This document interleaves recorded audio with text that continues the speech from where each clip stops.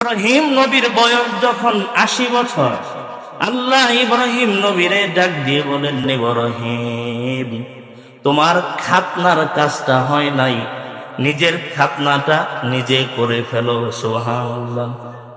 বয়স কত? কত কত? ৮০। বয়স কত? ৮০।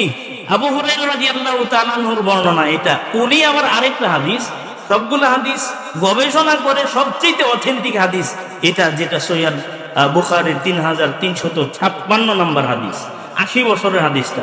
আরেক হাদিসে আবু হুরায়রা বলেন, ইব্রাহিম নবীর বয়স ওয়াহুয়া বনু ২০ যখন ইব্রাহিম নবীর বয়স ১২০, তখন আল্লাহ ইব্রাহিম নবীকে বললেন, ইব্রাহিম, নিজের খাতনাটা সেরে ফেলো। সুবহানাল্লাহ।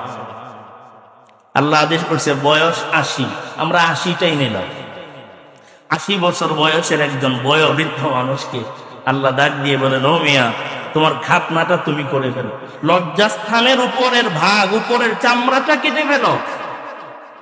এবার ইব্রাহিম আলাইহিস সালাতু সালাম কোন প্রশ্ন আল্লাহরে করে নাই।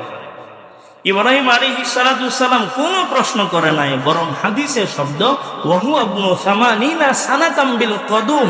কদম শব্দের দুইটা অর্থ ডিকশনারিতে পাওয়া গেছে।